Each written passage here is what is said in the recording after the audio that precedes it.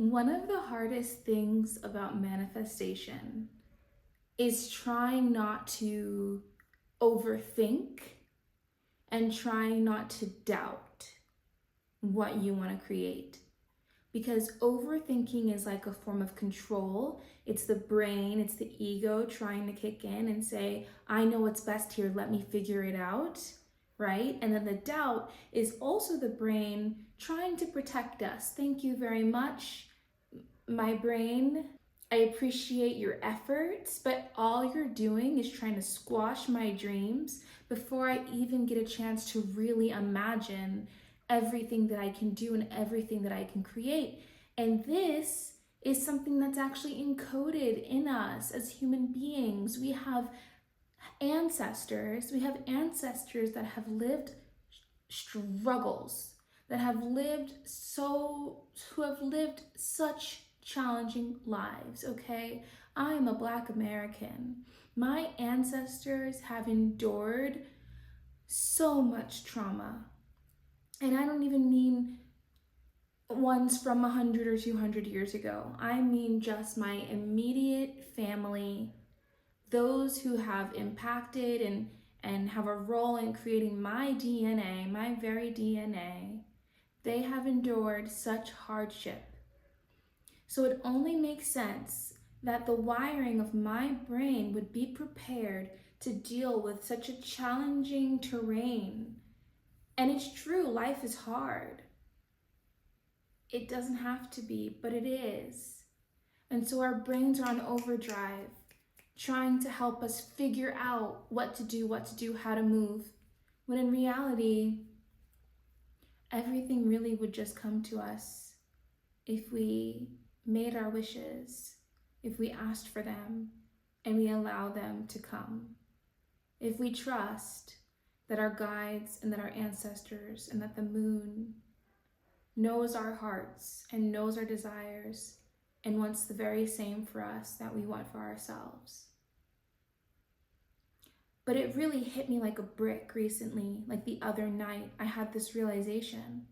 Because listen, I have had really challenging like neck pain, back pain, tightness in my chest, and I couldn't figure out why. Why am I feeling this weight? If you look into it, you'll find that if you're experiencing upper back pain, neck pain, shoulder pain, most likely it's attributed to carrying weight that is not yours.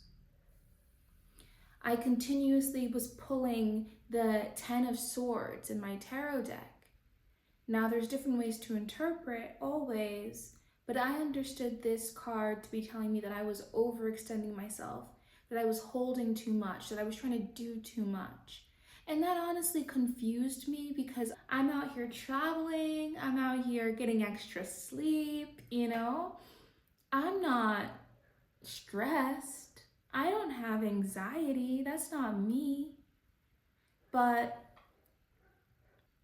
in this revelation I realized that the weight I'm carrying is not just mine in my current lived reality.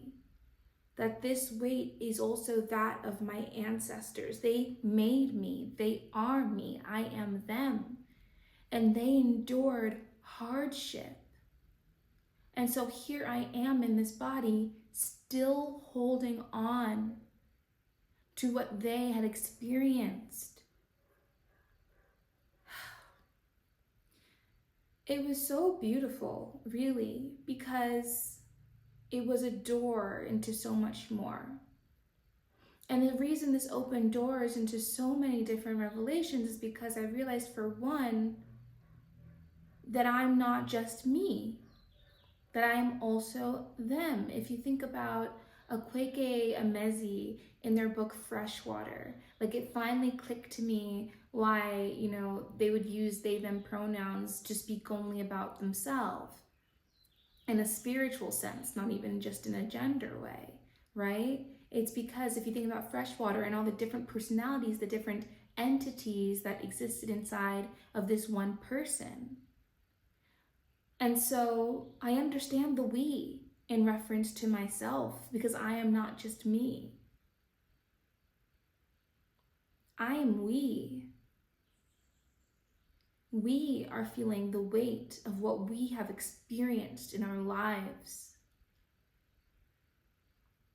And so realizing that, it also came with other kinds of ideas or visions about what they were not able to do and what I am now able to do in this life. And it almost feels like by me opening myself up and being open to receiving and surrendering,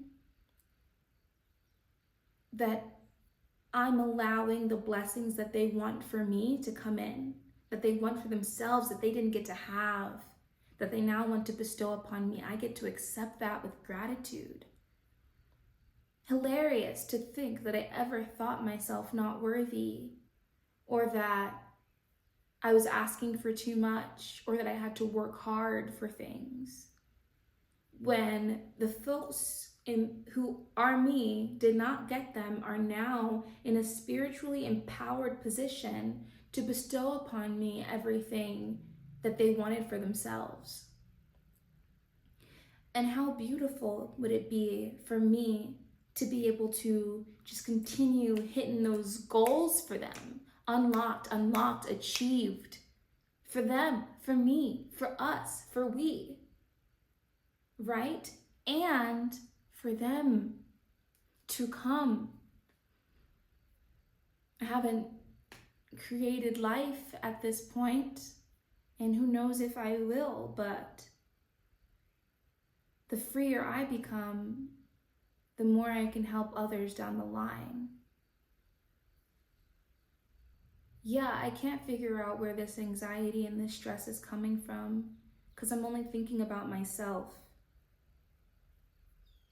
Now that I can think about healing it for them too, how can I rest for them?